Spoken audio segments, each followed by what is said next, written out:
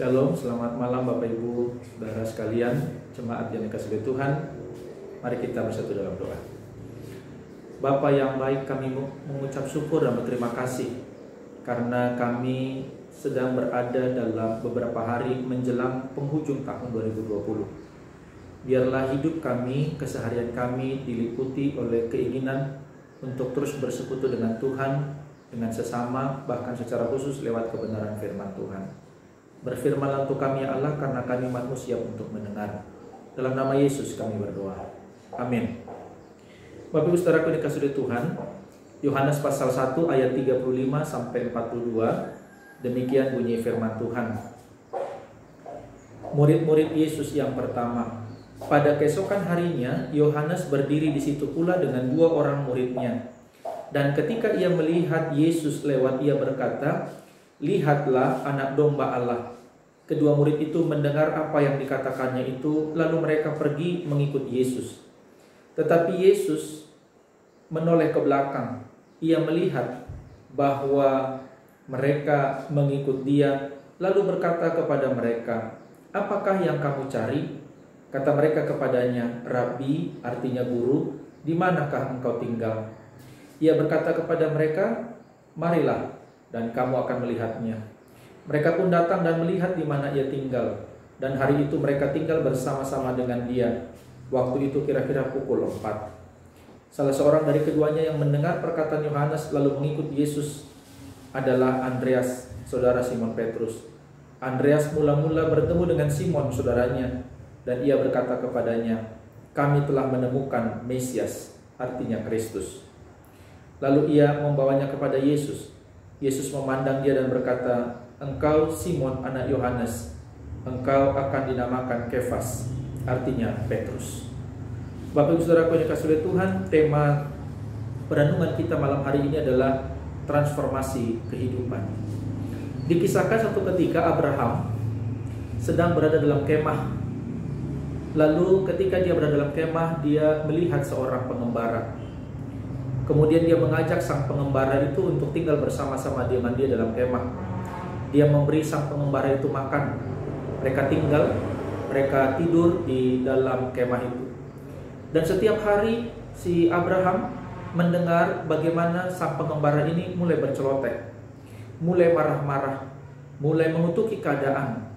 Dan sampai akhirnya karena tidak tahan, Abraham pun memarahi sang pengembara itu. Dan bahkan Abraham mengusir sang pengembara tersebut. Sampai akhirnya Tuhan datang berjumpa dengan Abraham. Lalu Tuhan berkata kepada Abraham, "Mengapa engkau mengusir sang pengembara itu?" Lalu kata Abraham, "Aku tidak tahan mendengar celotehannya. Aku tidak tahan mendengar amarahnya. Aku tidak tahan mendengar sifat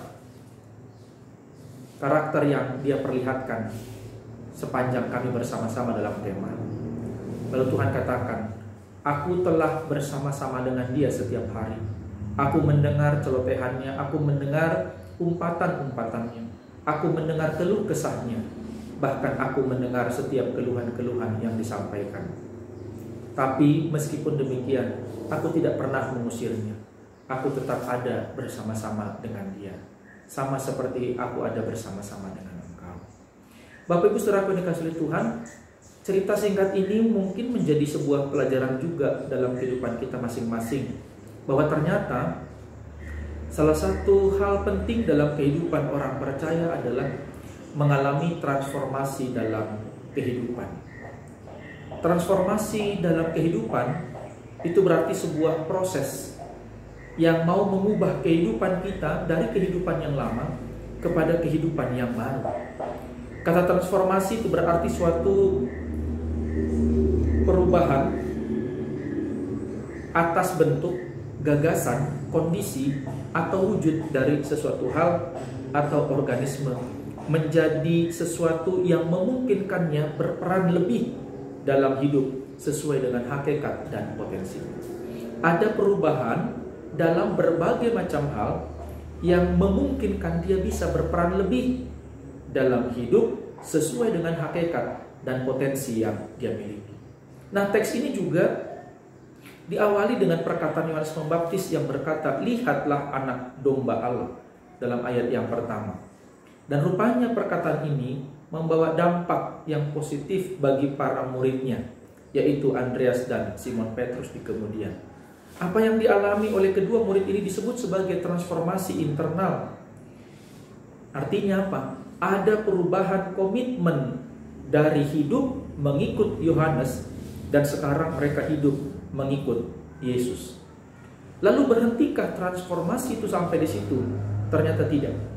Seseorang yang telah mengalami transformasi dalam dirinya atau transformasi internal, biasanya dia tidak akan tahan untuk membagikan pengalamannya yang baru saja mengalami transformasi itu kepada orang lain, orang-orang yang berjumpa dalam kehidupan.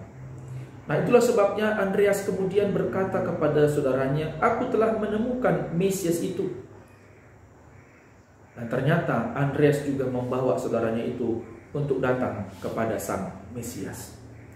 Andreas mengalami apa yang disebut dengan transformasi eksternal, yaitu suatu perubahan yang mempengaruhi lingkungan sekitarnya.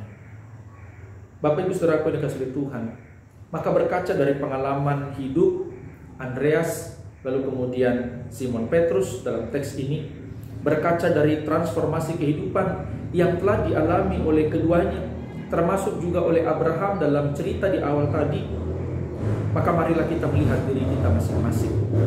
Marilah kita mengoreksi diri kita masing-masing. Apakah Natal yang baru saja kita lewati, yang baru saja kita rayakan lewat ibadah, baik secara virtual maupun secara tatap muka di gereja, apakah peristiwa kelahiran Yesus yang berulang kali terus kita peringati dan kita rayakan itu telah mampu membawa kita kepada perubahan, transformasi dalam kehidupan kita masing-masing, lalu kita bergerak kepada sebuah pola kehidupan baru di mana kita sungguh-sungguh berkomitmen untuk mengikut Yesus. Selamat mencoba. Tuhan Yesus memberkati. Amin. Mari kita berdoa.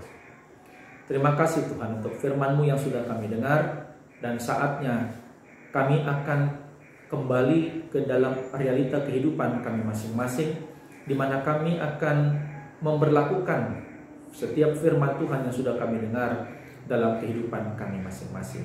Diberkati Tuhanlah kami semua umat-Mu yang malam hari ini boleh bersama-sama mendengarkan renungan ini, dan biarlah kami boleh dikuatkan, dimotivasi, bahkan diperlengkapi oleh kebenaran firman.